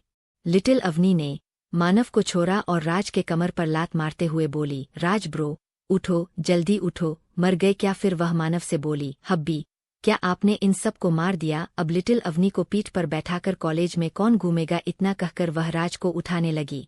जब नहीं उठा तो वह अर्जुन के पास गई, ये बड़े भाई उठो उठो, अभी तो लिटिल अवनी ने आपका बैंक बैलेंस भी खत्म नहीं किया, आप इतनी जल्दी कैसे जा सकते हो? ये फिर वह जीव को उठाने लगी, जीव ब्रो उठो, अगर आप चले गए तो हब्बी की चुगली लिटिल अवनी के साथ कौन करेगा? उठो जल्दी। मानव उसकी बात सुनकर आपकी आंखें छोटी कर बोला, बेबी, क्या आपको मेरी चुगली करनी है? लिटिल अवनी रोते हुए बोली, हब्बी, सभी भाई को उठाओ ना प्लीज। मानव अपने दांत पीसते हुए उन तीनों के पास गया और उन तीनों को एक जोरदार पंच जड़ दिया। आह, दर्द से कराहते हुए वह तीनों उठ गए। उन तीनों को सही सलामत देख लिटिल अवनी खुश होकर बोली, सभी भाई लोग ठीक है, आप सब जल्दी उठ जाइए, आज लिटिल अवनी सभी को अपने हाथों से कुछ बनाकर खिलाएगी। उसकी बात सुनकर उन चारों लड़कों के कान खड़े हो गए और सब हैरानी से लिटिल अवनी को देखने लगे। वही जीव एक्साइटेड होकर बोला, लिटिल भाभी, आपको कुछ बनाना भी आता है? लिटिल अवनी ने दांत दिखाते हुए मन में कहा, लिटिल अवनी को उल्लू बनाना बहुत अच्छे से आता है। फिर वो जीव से बोली, और क्या, लिटिल अवनी को सब कुछ आता है, आप सभी यही रहो, तब तक लिटिल अवनी खाना बनाती है। इतना कहकर वो रॉकेट की स्पीड से वहां से भाग गई। उसके जाते ही राज और मानव एक दूसरे की शक्ल देखने लगे, जैसे कह रहे हो, लिटिल अवनी को खाना बनाना भी आता है, यह बात आज तक हमें पता कैसे नहीं चली। वही अर्जुन और जीव तो खुश हो रहे थे कि आज उनके लिए लिटिल अवनी कुछ बनाएंगे। नीचे पहुंचते ही लिटिल अवनी शेफ को वहां से भगाने लगी। उसी वक्त अभी भी घर के अंदर आया। उसने लिटिल अवनी को किचन में जाते हुए देख लिया था। वह भी उसके पीछे पीछे किचन में चला गया। किचन में लिटिल अवनी अपनी कमर पर हाथ रखकर शेफ के ऊपर चिल्ला रही थी। उसने गुस्से से कहा, शेफ अंकल जी, लिटिल अवनी को खाना बनाना है, इसलिए आप बाहर जाइए। शेफ मना करते हुए बोला, नहीं छोटी बेबी जी, आपको जो भी खाना है हमें बता दो, हम बना देते हैं, आपको काम करने की कोई जरूरत नहीं है। तभी अभी अंदर आते हुए शेफ से बोला, तुम सब बाहर जाओ, मैं देख लूंगा। बेचारा शेफ हिचकिचाते हुए बाहर चला गया, लेकिन उसे ना तो लिटिल अवनी पर भरोसा था और ना ही अभी पर उसे डर लग रहा था कहीं यह दोनों नमूने मिलकर उसका किचन ना खराब कर दे। अभी ने लिटिल अवनी से पूछा, लिटिल बेबी सिस्टर, क्या तुम खाना बनाओगी? चलो मैं भी हेल्प करता हूँ। लिटिल अवनी खुश होकर अपनी मुंडी में हिलाने लगी। फिर क्या था, दोनों मिलकर खाना बनाने लगे। लिटिल अवनी ने फ्रिज खोलकर उसमें से बनी हुई खीर निकालकर अभी को दिखाते हुए कहा, बनी देखो यह क्या है? अभी खीर को देखते हुए बोला, यह तो खीर है, लेकिन यह इतनी ज्यादा वाइट क्यों है? मुझे लगता है ये अभी ठीक से बनी नहीं है, चलो हम इसे ठीक से बनाकर रख देते हैं।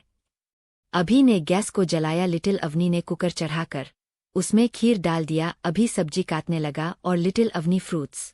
लिटिल अवनी ने एप्पल, ग्रेप्स और बनाना काटकर या यूं कहें कचूमर निकालकर उस खीर में डाल दिया। अभी ने जो प्याज काट और फूलगोभी काट के बगल में रखा था, लिटिल अवनी ने उसे भी उठाकर खीर में डाल दिया। फिर वह कुकर में झांकते हुए बोली, बनी देखो खीर बन रही है। अभी ने भी कुकर में झांकते हुए कहा, लिटिल बेबी सिस्टर, तुम सही कह रही हो, लेकिन पता नहीं क्यों मुझे अभी भी कुछ कमी नजर आ रही है। लिटिल अवनी अपनी सवालिया नजरों से उसे देखने लगी, जैसे पूछ रही हो अब क्या डालना है। अभी कुछ सोचते हुए बोला, लिटिल बेबी सिस्टर, यह खीर का कलर मुझे बिल्कुल भी अच्छा नहीं लग रहा, चलो हम इसे कलरफुल बनाते हैं। फिर यह टेस्ट के साथ साथ दिखने में भी बहुत सुंदर लगेगा। लिटिल अवनी की आंखें यह सुनकर चमकने लगी। वह भागते हुए अपने रूम में गई और 2 मिनट बाद वापस किचन में आई। उसने अपने हाथ में पकड़े वाटर कलर को अभी को दिखाते हुए कहा, बनी देखो कितने सारे कलर है, इसमें से कौन सा सबसे अच्छा लगेगा। अभी भी वाटर कलर देख एक्साइटेड हो गया। वही दरवाजे के पास खड़े शेफ ने जब इन दोनों बहन भाई को ऐसी हरकत करते देखा तो बेचारे की जान हलक में ही आ गई। तभी उसे महसूस हुआ कि उसके कंधे पर हाथ रखकर कोई खड़ा है। जैसे ही उसने अपने सर घुमा कर देखा, उसकी तो दिल की धड़कन ही रुक गई। उसने हकलाते हुए कहा, डे डेविल, आगे लिटिल अवनी का कुकिंग टैलेंट देखने के लिए बने रहे। अगर लिटिल अवनी किचन में अकेली होती तब भी ठीक था, लेकिन अब अभी बाबू भी किचन के अंदर है। मुझे शक ही नहीं बल्कि पूरा यकीन है कि अब अभी बाबू सब कुछ बर्बाद कर ही देगा। राज ये सब बोलने के बाद अपनी रोनी सूरत बनाकर मानव को देखने लगा, जो अपनी हैरान भरी नजरों से किचन के अंदर देख रहा था। वही बेचारा शेफ मानव को अपने सामने देख डर से कांपने लगा। जब मानव को इस बात का एहसास हुआ तो उसने इरिटेट होकर शेफ को देखते हुए कहा, अरे यार, क्या तुम शांति से खड़े नहीं हो सकते? कांप तो ऐसे रहे हो जैसे मैं तुम्हें खा ही जाऊंगा। बेचारा शेफ मानव की डांट खाने के बाद किसी स्टैचू की तरह चुपचाप अपनी जगह खड़ा हो गया। उसने हिलने की हिम्मत नहीं कि उसे डर था कहीं मानव उसे जान से ना मार दे। वह किचन के अंदर लिटिल अवनी ने अपने हाथों में पकड़े वाटर कलर को देखा, फिर उसने पिंक कलर लिया और उस खीर में डाल दिया।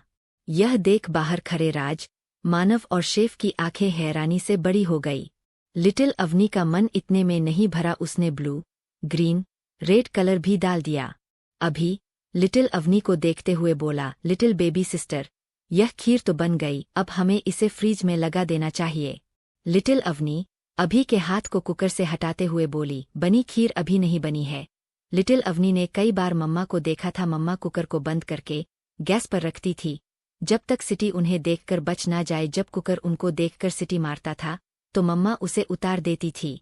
लिटिल अवनी की बात सुनकर अभी ने कुकर बंद कर दिया और सीटी आने का इंतजार करने लगा। वहीं बाहर शेफ ने मानव के पैर पकड़ लिए। शेफ गिड़गिड़ाते हुए बोला, सर प्लीज मेरे किचन को बचा लीजिए, वरना यह दोनों मिलकर सब बर्बाद कर देंगे। मेरा किचन ही मेरा सब कुछ है, सर मुझे बेघर मत करिए। मानव ने बेचारगी से शेफ को देखते हुए अपने दोनों हाथ खड़े करते हुए कहा, मेरे हाथों में कुछ भी नहीं है। हो सकता है अगर मैं किचन में उन्हें रोकने भी गया तो क्या पता वह दोनों मिलकर जबरदस्ती अपना इतना टेस्टी बनाया गया डिश मुझे ही ना खिला दे। वह शेफ अपने आंसू पोंछते हुए बोला, सर वह दोनों बना कुछ भी नहीं रहे, बस बड़ी मैडम ने जो खीर बनाई थी उसे खराब कर रहे हैं। पता नहीं मेरे पनीर का क्या होगा। राज ने शेफ को उठाते हुए किचन की तरफ इशारा करके कहा, पहले उठ जाओ, फिर उधर देखो, तुम्हें खुद ब खुद पता चल जाएगा तुम्हारे पनीर के साथ आगे क्या होगा।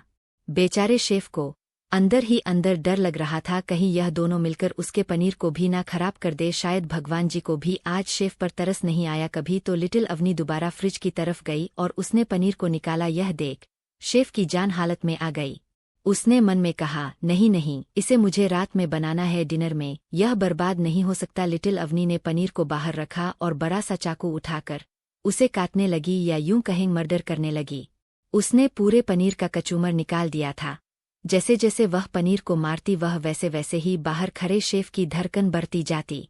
शेफ ने अपने दिल पर हाथ रख के कहा, चाहे जो कुछ भी हो जाए, आज के बाद मैं किचन में ताला लगा कर रखूंगा ताकि यह दोनों घुस ना पाए। मानव और राज एक साथ बोले, हमें उम्मीद है तुम जरूर इसमें सफल होगे, हम तुम्हारे साथ है। वही अभी ने सोचा, क्यों ना सबके लिए चाय बनाई जाए। उसने फ्राइडान गैस पर चढ़ा दी। उसने पहले पानी डाला, चाय पत्ती, चीनी, फिर कुछ देर उसको बनने के लिए छोड़ दिया। यह देख लिटिल अवनी अपनी पलकें छपकाते हुए बोली, लिटिल अवनी को लगता है चाय फीकी होगी, अर्जुन भाई को तो करवा पसंद है। डैडी को मीठा, लिटिल अवनी को भी मीठा पसंद है। हब्बी सब कुछ खा पी लेते हैं, पर उन्हें मसाले वाली चाय ज्यादा पसंद है। तो आप एक काम करो, मसाले वाली चाय बना लो और उसमें थोड़ी मिर्च मिला लेना ताकि कड़वी हो जाए। करवा तो अर्जुन भाई का फेवरेट है। अभी खुशी खुशी गया और 4 बड़ी लाल मिर्च उठाकर चाय में डाल दिया। यह देख लिटिल अवनी ने चीनी का डिब्बा उठाया और आधा डिब्बा चीनी चाय में डालते हुए बोली, हर चीज बराबर होनी चाहिए, यही अच्छे शेफ की खासियत होती है। बनी यह सुनकर बाहर खड़े मानव और राज शेफ को देखने लगे जैसे कह रहे हो, अगर तुम्हें ना पता हो अच्छी शेफ की खासियत क्या है तो आज अच्छे से देख लो। शेफ ने अपना मुंह बनाकर उन दोनों को इग्नोर कर दिया जैसे कह रहा हो, मुझे नहीं जानना शेफ की खासियत क्या है। हाँ है। अभी ने चाय को देखकर कहा, मुझे लगता है इसमें अभी भी कुछ कमी है। लिटिल अवनी ने अभी के कंधे पर हल्के से मारते हुए कहा, बनी कमी तो होगी ना, आप मसाले वाली चाय बना रहे हो जो हबी को पसंद है, पर अभी तक तो आपने उसे मसाला डाला ही नहीं। अभी अपने सर पर हाथ रख बोला, यह तो मैं भूल ही गया था, अच्छा हुआ तुमने याद दिला दिया। इतना कहकर उसने मसाले वाला डिब्बा उठाया। हल्दी, गरम मसाला, पीसी धनिया, करी पत्ता, काली मिर्च सब उसी में डाल दिया। वही लिटिल अवनी पनीर से जंग जीतने के बाद अजीब सा मुंह बनाने लगी। ये कितना अजीब है। बनी अभी पनीर को अपनी तरफ खिसकाते हुए बोला, लिटिल बेबी सिस्टर तुम आराम करो, अब देखो अभी बाबू का टैलेंट, अभी बाबू अच्छे अच्छे शेफ को खाना बनाने में पीछे छोड़ सकता है। आज मैं ऐसा खाना बना लूंगा कि हमारे शेफ को भी खुद पर शर्म आएगी कि आखिर वो शेफ क्यों है। अभी की बात सुनकर मानव और राज मुस्कुराते हुए अपनी तिरछी नजरों से अपने बगल में खड़े शेफ को देखने लगे। राज ने कहा, मुझे भी ऐसा लगता है आज हमारे शेफ को भी खुद पर शर्म आ रही होगी कि वह शेफ क्यों है। शेफ ने उसे घूर के देखा तो राज चुप होकर किचन की तरफ देखने लगा। अभी ने बेसन की जगह मैदा निकाला और उसकी पनीर के पकोड़े बनाने लगा। उसने देखा पनीर के पकोड़े थोड़े सफ़ेद सफ़ेद है। उसने उसमें ढेर सारा हल्दी मिला दिया। फिर खुद की कारीगरी से सेटिस्फाइड होकर वह दोबारा पनीर के पकोड़े बनाने लगा और तभी एक कॉकरोच अचानक से उस तेल में गिर गया। लिटिल अवनी और अभी एक दूसरे को देखने लगे। फिर उन्होंने उस कॉकरोच को इग्नोर किया और उसी तेल में और पकोड़े तलने लगे। बाहर खड़े तीनों लोगों को थोड़ा शक हुआ कि कुछ हुआ है, लेकिन उन्हें पता नहीं था कि जिस जेल में वो पकोड़े तल रहे उसमें कॉकरोच का अंतिम संस्कार हो चुका था। वही दूसरी तरफ कुणाल इन 2 महीनों में कायरा का दिल जीत लिया था। वह कायरा के साथ प्यार का नाटक करते करते सच में उससे प्यार कर बैठा, लेकिन यह बात वह मानने को तैयार नहीं था। इन 2 महीनों में मोना भी कुणाल की तरफ अट्रैक्ट हो गई। कुणाल अपने केबिन में बैठा पेन के साथ खेल रहा था। उसने खुद से ही कहा, नहीं, कायरा से प्यार नहीं कर सकता, मुझे सिर्फ उससे बदला लेना है और कुछ नहीं। उसके कारण मुझे कभी भी डैड का प्यार नहीं मिला। फिर वह कुछ सोचते हुए आगे बोला, लेकिन इसमें कायरा की क्या गलती है? गलती डैड की है कि उन्होंने मुझे कभी भी प्यार नहीं किया और ना ही कभी ध्यान दिया, पर जो भी हो उन्हें मुझे इग्नोर नहीं करना चाहिए। अगर कायरा नहीं होती तो वह जरूर मुझ पर ध्यान देते। यह सब बोलने के बाद वो अपना सर पकड़कर बैठ गया। उसे समझ नहीं आ रहा था वह अपने दिल की सुने या दिमाग की। तभी कैबिन का डोर ओपन हुआ और मोना केबिन के अंदर आई। मोना कुणाल के सामने वाली चेयर पर जाकर बैठ गई। उसने अपने गाल पर हाथ रखकर कुणाल से कहा, कुणाल तुम परेशान क्यों हो, क्या कुछ हुआ है? कुणाल मोना की आवाज सुनकर चौंक गया। उसने अपना सर उठाकर देखा तो मोना उसे ही देख रही थी। कुणाल थोड़ा परेशान होकर बोला, तुम यहाँ क्यों आई हो, तुम्हें क्या चाहिए? मोना अपनी जगह से खड़ी हुई और जाकर सीधा कुणाल की गोद में बैठ गई। अचानक मोना की इस हरकत से कुणाल चौंक गया। उसने मोना को खुद से दूर करने की कोशिश की, लेकिन मोना तो जैसे किसी जोक की तरह उसी से चिपक गई। कुणाल झुंझलाए हुआ बोला, यह क्या हरकत है मोना, हटो मेरे ऊपर से। मोना स्माइल करके बोली, यार तुम इतना रिएक्ट क्यों कर रहे हो, हमारे लंदन में तो यह सब कॉमन है। इतना कहने के बाद वह अपना चेहरा कुणाल के करीब ले जाने लगी। फिर वह आगे बोली, कुणाल क्या तुम कायरा को पसंद करते हो? क्या तुमने उससे शादी इसलिए की क्योंकि तुम उसे पसंद करते हो? इतना कहकर उसने कुणाल को खुद की आंखों में देखने के लिए मजबूर कर दिया।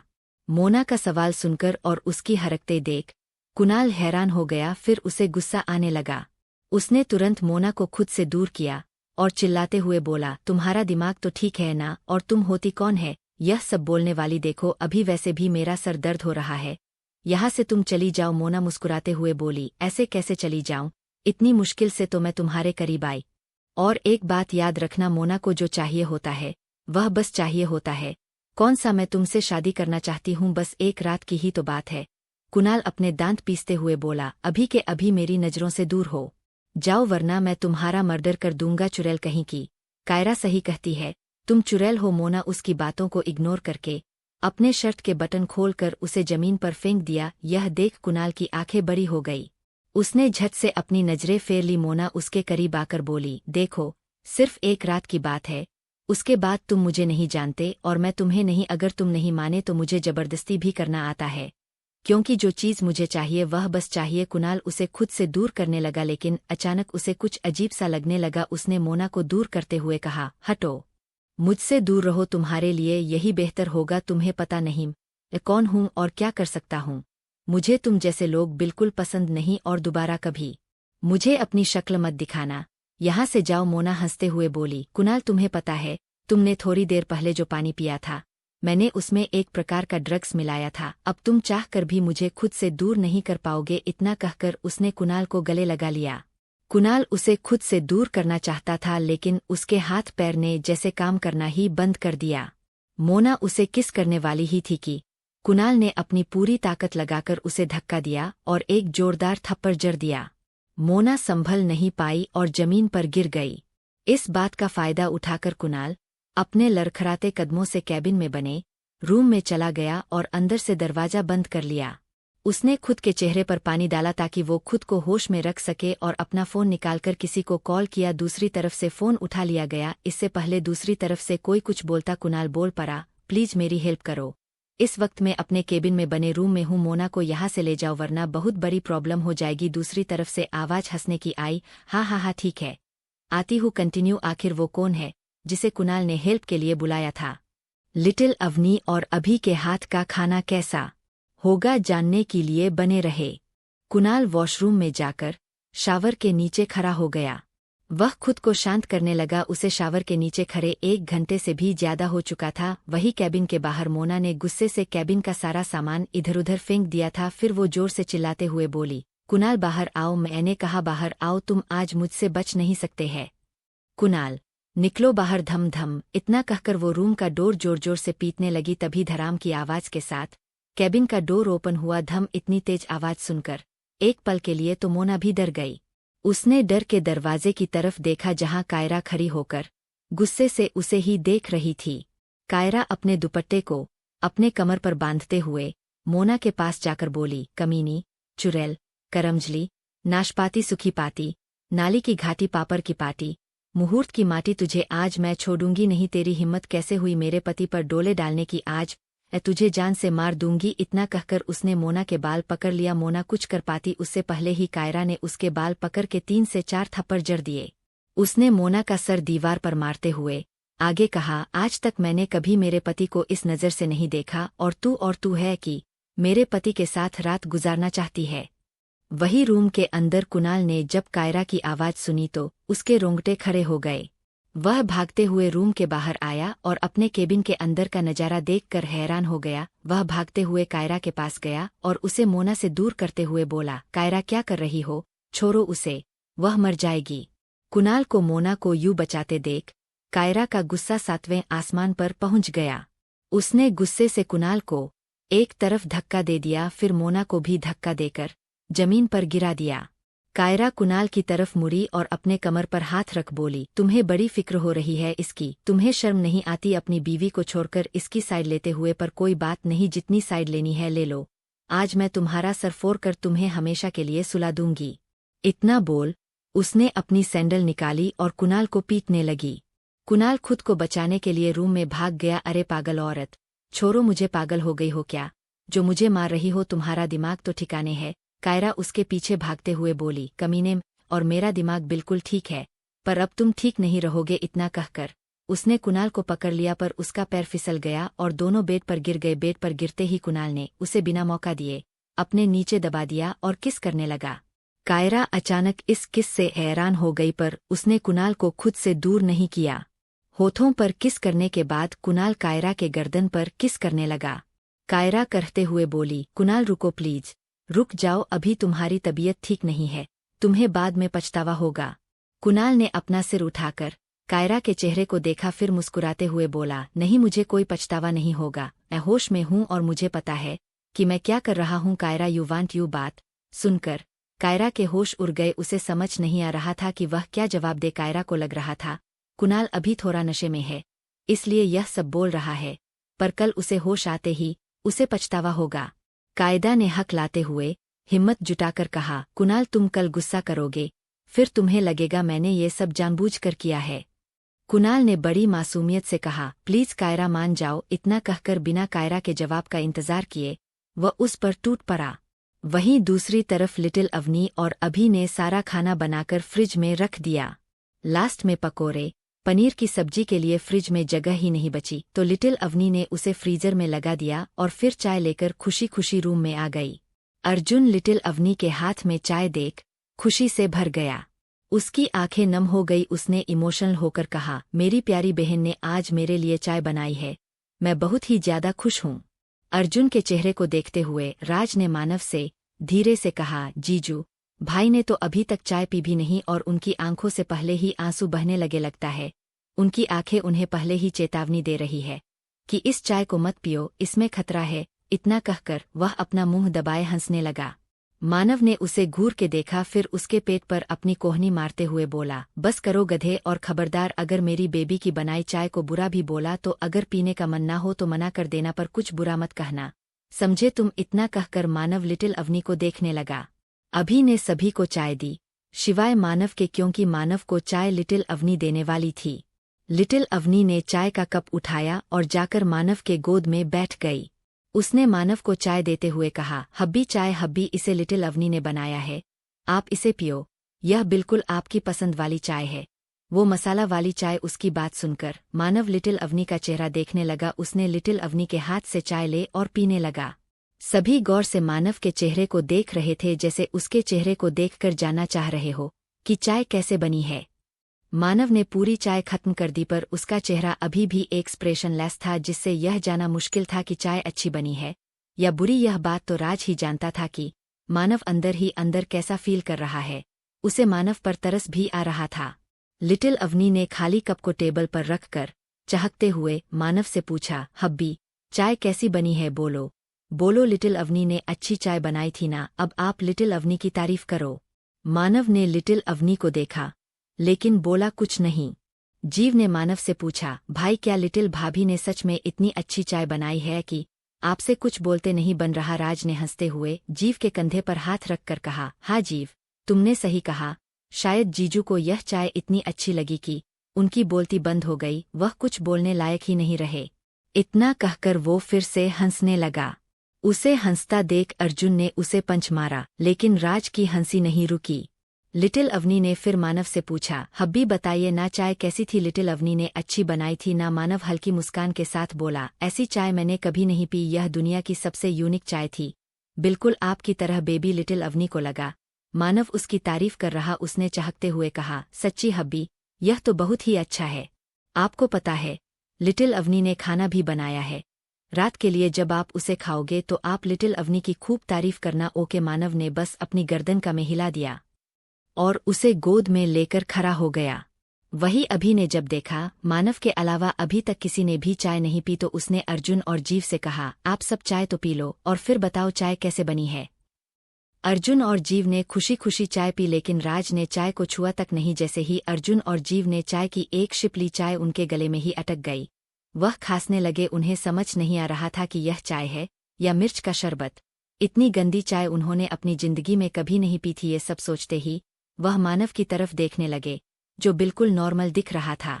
अर्जुन ने मानव से पूछा, मानव क्या सच में चाय तुम्हें इतनी अच्छी लगी कि तुमने उसे पूरा पी लिया। मानव लिटिल अवनी को देखते हुए अर्जुन से बोला, चाय मेरी लिटिल बीवी ने बनाया था तो मैं कैसे नहीं पीता। उसका जवाब सुनकर जीव और अर्जुन बस एक ही बात बोलना चाहते थे, प्यार में लोग पता नहीं क्या क्या करते हैं, पर जो भी हो वह दोनों इस चाय को नहीं पी सकते थे। उन दोनों ने चाय को टेबल पर रख दिया। वही लिटिल अवनी अपने मुरझाए चेहरे से मानव को देखते हुए बोली, हब्बी लिटिल अवनी थक गई है और नींद आ रही है। लिटिल अवनी की बात सुनकर अचानक मानव, जीव, राज और अर्जुन की आंखें बड़ी हो गई, जैसे उन्हें कुछ जरूरी बात याद आ गई हो। राज ने अपने सर पर हाथ मारते हुए कहा, ओह गौर, हम लोग इतनी जरूरी बात कैसे भूल गए। अर्जुन ने खुद को कोसते हुए कहा, मुझे उसे रोकना चाहिए था, किचन में नहीं जाने देना चाहिए था। मानव परेशान होकर लिटिल अवनी से बोला, सॉरी बेबी, मुझे आपको अच्छी से रखना चाहिए था, आप इस हालत में कैसे काम कर सकते हो, मैं इतना लापरवाह कैसे हो सकता हूँ। अभी ने सभी को अजीब बर्ताव करते देखकर बोला, अरे ऐसा क्या हो गया, मुझे भी बताओ, ऐसा लग रहा है जैसे बहुत बड़ा तूफान आ गया हो, मुझे बताओ बात क्या है। उसे ऊपर से नीचे तक देखते हुए राज बोला, क्या तुम्हें कुछ भी नहीं पता। अभी ने अपने सर को ना में हिला दिया। यह देख राज गहरी सांस लेते हुए बोला, वह हमारी लिटिल बेबी सिस्टर प्रेग्नेंट है। जैसे ही राज की बात खत्म हुई, अभी जो पानी पी रहा था उसके मुंह का सारा पानी अर्जुन के चेहरे पर जा गिरा और वह जोर जोर से खांसने लगा जैसे उसे यकीन ही ना हो रहा हो। उसने दोबारा कंफर्म करने के लिए पूछा, क्या कहा आपने अभी अभी? शायद मुझे ठीक से सुनाई नहीं दिया या फिर मेरे कान बज रहे। मानव उसकी बात सुनकर अपने दांत पीसते हुए बोला, एक बार में तुम्हें सुनाई नहीं दिया जो दोबारा पूछ रहे हो? बेहतर होगा आप लोग बाहर जाओ, मेरी वाइफ को सोना है। अर्जुन मुंह बनाता हुआ उसे कोसते हुए चला गया। कमीना कहीं का उसके पीछे पीछे राज, जीव और अभी भी चले गए। मानव ने लिटिल अवनी को उठाया और बेड पर लिटा दिया। लिटिल अवनी ने मानव से कहा, हब्बी। मानव उसके सर पर हाथ फेरते हुए बोला, हाँ बोलो, मैं सुन रहा हूँ बेबी। लिटिल अवनी अपने दांत दिखाकर बोली, नहीं कुछ भी नहीं। मानव ने अपना सिर ना में मिला दिया और उसे सुलाते हुए बोला, अब सो जाओ, जब डिनर का वक्त होगा तो मैं जगह दूंगा और फिर कल कॉलेज भी तो जाना है। कॉलेज का नाम सुनकर लिटिल अवनी का मुंह बन गया, जैसे उसने अपने दुश्मन का नाम सुन लिया हो। वो अपना मुंह फेर कर बोली, लिटिल अवनी को कहीं नहीं जाना, देखो उसकी तबीयत भी खराब है। मानव अपनी आंखें छोटी करके बोला, उसके लिए अभी और राज भी है, वह आपके साथ जाएंगे और आपका ध्यान भी रखेंगे। लिटिल अवनी ने गुस्से से अपने सर दूसरी तरफ कर लिया और बोली, नहीं, वह दोनों खुद का ध्यान नहीं रख पाते। लिटिल अवनी का क्या रखेंगे? नहीं जाना कॉलेज मतलब नहीं जाना, चाहे जो हो जाए। मानव भी उसी टोन में बोला, जाना है तो मतलब जाना है, यह फाइनल है। कंटिन्यू आगे जानने के लिए बने रहे। लिटिल अवनी बेड पर अपने हाथ पर पटकते हुए बोली, नहीं नहीं नहीं जाना कॉलेज, प्लीज हब्बी, नहीं जाना कॉलेज। आप लिटिल अवनी को क्यों जबरदस्ती भेज रहे हो? हब्बी देखो ना, लिटिल अवनी की तबीयत भी खराब है। मानव उसके हाथ पैर को पकड़ते हुए बोला, baby that's my final decision. आप कल कॉलेज जा रहे हो और हाँ, जैसे पिछली बार आपने प्रिंसिपल की हालत की थी ना, वैसा कुछ भी मत करिएगा। लिटिल अवनी घूर के मानव देखा, फिर गुस्से से बोली, हब्बी यह तो अच्छी बात है, फिर आप लिटिल अवनी को मत भेजो कॉलेज। अगर लिटिल अवनी कॉलेज नहीं जाएगी तो प्रिंसिपल सर के साथ साथ पूरा कॉलेज सेफ रहेगा। सोचो सोचो हब्बी, कितना अच्छा आइडिया है। मानव ने धीरे से कहा, सही कहा, अगर आप कॉलेज के आसपास भी नहीं भटकोगे तो पूरा कॉलेज ही सिर्फ रहेगा। मानव ने ये सब इतने धीरे कहा था कि लिटिल अवनी उसकी बात नहीं सुन पाई। उसने मानव को हिलाते हुए पूछा, हब्बी आप क्या बोल रहे हो? मानव उसे सुलाते हुए बोला, कुछ भी नहीं। लिटिल अवनी ने मानव के शर्ट को खींचते हुए कहा, हब्बी प्लीज मत भेजो कॉलेज। लिटिल अवनी ने यह सब इतना प्यार से बोला कि एक पल के लिए मानव को भी लगा कि उसकी बात मान ले। फिर अगले ही पल मानव को होश आया। उसे एहसास हुआ उसकी वाइफ उसे अपने माया जाल में फंसाने की कोशिश कर रही। मानव ने इस बार सख्ती से कहा, मैंने कहा ना, कल आप कॉलेज जाओगे और मैं खुद आपको छोड़ने जाऊंगा। और हाँ, मेरे सभी आदमी पूरे कॉलेज में फैले रहेंगे आपकी सुरक्षा के लिए, और वह आप पर नजर भी रखेंगे ताकि आप कोई शैतानी ना करो, और वह आपकी पल पल की खबर मुझे देते रहेंगे। लिटिल अपनी चीर गई। उसने गुस्से से चिल्लाते हुए कहा, अगर आपको अपने लोगों को फैलाने हैं तो आप उनसे क्यों नहीं बोल देते कि क्लास लिटिल अवनी के क्लास में आकर उसकी जगह खुद पर ले और लिटिल अवनी का होमवर्क भी कर दे। लिटिल अवनी को नहीं पढ़ना। मानव ने उसका मुंह बंद कर दिया ताकि वो आगे बोल ना पाए और उसके बालों को सहलाते हुए कठोर आवाज में बोला, अब एक आवाज भी नहीं, चुपचाप सो जाओ, जब डिनर होगा मैं खुद आपको जगह दूंगा। लिटिल अवनी जोर जोर से रोने लगी। वो रोते हुए एक ही बात बोल रही थी, ये सब बुरे है, ये सब बुरे है, कोई प्यार नहीं करता। देखो देखो हब्बी कैसे जबरदस्ती एक छोटी सी मासूम बच्ची को कॉलेज भेज रहे हैं। यह मासूम बच्ची रो रही है, फिर भी कोई दया नहीं दिखा रहा, सब पत्थर दिल है। इतना कहकर वो फिर रोने लगी। मानव के माथे पर बल पड़ गए। उसे लग रहा था कि उसने एक बच्ची से ही शादी की है जो अभी सिर्फ 18.5 साल की ही है। मानव ने 2-3 बार लंबी लंबी सांसें ली, फिर लिटिल अवनी को देखा जो अभी भी रो रही थी। उसने उसके आंसू पोंछा और अपने सीने से लगाकर उसे सुलाने लगा। शाम का वक्त डाइनिंग टेबल पर सभी लोग आज खुश थे कि लिटिल अवनी ने उन सब के लिए पहली बार कुछ खाने को बनाया। डाइनिंग टेबल पर नीरज जी, नीता जी, सोना, परी, अभी, राज और जीव बैठे थे तभी मानव लिटिल अवनी को लेकर आया। लिटिल अवनी ने अपना मुंह फुलाकर सभी की तरफ देखने लगी जैसे मानव की शिकायत कर रही हो। उसने मानव की तरफ देखा भी नहीं, पर यह बात अलग है कि वह उसकी गोद से उतर भी नहीं रही। मानव डाइनिंग टेबल पर बैठ गया और अपनी गोद में लिटिल अवनी को बैठा लिया। नीता जी उठकर सभी को खाना परोसने लगी। जैसे ही उन्होंने पनीर परोसने के लिए उसका ढक्कन खोला, उनके तो होश ही उड़ गए, क्योंकि पनीर में पता नहीं क्या क्या भरा था, ऊपर से वह ब्लू कलर का था। लिटिल अवनी उस बावल में झांकते हुए बोली, मम्मा देखो ना, यह ब्लू कलर का पनीर है, इसे लिटिल अवनी ने खुद बनाया है। लिटिल लवली ने सोचा था कि इसमें पिंक कलर डाल दूं, पर लिटिल अवनी का वाटर कलर खत्म हो गया था। नीता जी ने अपनी होनहार बेटी को देखा जो बड़ी खुशी से उनकी तरफ ही देख रही थी, इस उम्मीद में कि वह उसकी तारीफ करेंगी। नीता जी ने चावल, पकोड़े और बाकी को देखा जो नीले, पीले, काले कलर के थे। यह सब देखकर उनका सर दर्द होने लगा। उन्होंने सोचा क्यों ना अपनी बनाई हुई खीरी निकाल ले। जैसे ही उन्होंने खीर का बाउल उठाया, उनके हाथ से बाउल छूटकर जमीन पर गिर गया। यह देख सभी हैरान हो गए। अर्जुन ने जब ब्लैक कलर का जमीन में कुछ पड़ा देखा तो उसने कंफ्यूज होकर पूछा, ये ब्लैक ब्लैक क्या है, ये कौन सा खाना है? नीता जी बोली, यह खीर है जो मैंने शाम को बनाकर रखी थी। नीरज जी अजीब सा मुंह बनाते हुए बोले, स्वीट हार्ट ये कैसी खीर है, जिंदगी में पहली बार देखा है मैंने। ऐसा लग रहा है काली डायन जादू करके गई है। अभी अपने दांत दिखाते हुए बोला, डैडी काली डायन का नहीं, अभी बाबू और लिटिल प्रिंसेस का कमाल है। यह बड़ी मेहनत से मैंने और लिटिल बेबी सिस्टर ने इसे बनाया है। लिटिल अवनी भी साथ देते हुए बोली, हाँ मम्मा रेडी बनी, सही बोल रहा। लिटिल अवनी ने इसमें ढेर सारे फ्रूट्स, ओनियन, कुकुम्बर और थोड़े से पंपकिन डाले। बस उन दोनों की बात सुनकर डाइनिंग टेबल पर बैठे सभी की भूख मर गई। मिस्टर सिंघानिया अफसोस से बोले, लगता है आज भूखा ही रहना पड़ेगा। वह सब निराश होकर अपना सर झुकाए बैठे थे, तभी विक्की उछलता हुआ वहां आया और टेबल पर बैठ गया। उसने अपने सामने पड़ी प्लेट में से पनीर का पकौड़ा निकालकर अपने मुंह में डाल लिया, फिर खुश होकर बोला, वाह वही कितना टेस्टी है। उसकी बात सुनकर सभी उसकी तरफ अजीब नजरों से देखने लगे। मानव ने उससे पूछा, विक्की तुम्हें पकौड़ा अच्छा लगा क्या? विक्की खाते खाते बोला, यस बॉस, यह बहुत टेस्टी है, मैंने ऐसा पकौड़ा कभी नहीं खाया। उसकी बात सुनकर मानव और राज अपनी हंसी रोकने की कोशिश करने लगे, क्योंकि विक्की जिसे पनीर का पकौड़ा समझकर खा रहा था, असल में वह कॉकरोच का पकौड़ा था जिसे अभी ने मैदा में डालकर तल दिया था। मानव उसका मजाक उड़ाते हुए बोला, सच में तुम एक जानवर हो, तुम में इंसानों वाली कोई खूबी ही नहीं है। कितने आराम से कॉकरोच वाले पकौड़े खा रहे हो, खाओगे भी क्यों नहीं हो? तो उसी बिरादरी के कॉकरोच का नाम सुनकर सब चौंक गए। सभी को पता चल गया यह कारनामा भी अभी बाबू और लिटिल अवनी का ही है। वही विक्की जो पकोड़ा खा रहा था, उसने सारा पकोड़ा थूक दिया, फिर खांसते हुए चिल्लाया, पहले क्यों नहीं बताया बेवकूफ? ऐसे कॉकरोच का पकौड़ा डाइनिंग टेबल पर कौन सजा कर रखता है? मारने का इरादा तो नहीं है मुझे? वही अर्जुन, जीव और मिस्टर सिंघानिया भी पकौड़े टेस्ट कर रहे थे, वो रुक गए। अभी उनको देखकर बोला, सिंघानिया अंकल, अर्जुन भाई और जीव, आप तीनों क्यों रुक गए? आप खाइए, वह एक ही कॉकरोच था जो गलती से चला गया था, मैंने उसे ढूंढा पर नहीं मिला है। शायद पकोड़े के साथ वो तल गया था, पर हाँ एक खनखाजू भी आया था, वह भी मुझे कहीं नहीं दिखा। जैसे ही उन तीनों ने खनखजूर का नाम सुना उन्हें उल्टी आने लगी। वह भागकर अपने कमरे में गए। नीताजी, परी और सोना को अब तो खाना देखकर ही डर लग रहा था।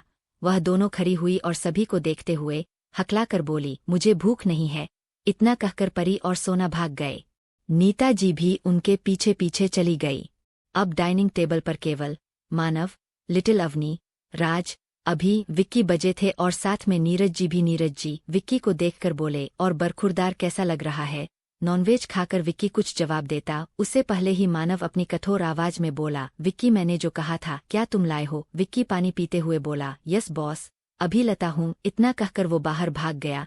फिर 2 मिनट बाद अपने हाथों में बैग लेकर आया। विक्की ने बैग को टेबल पर रखा और सभी को खाना निकालकर देने लगा। यह देख लिटिल अवनी चीर गई। उसने अपना मुंह फेरते हुए कहा, जब किसी को खाना ही नहीं था तो लिटिल अवनी और बनी से इतनी मेहनत क्यों कराई गई? पता है लिटिल अवनी कितना थक गई?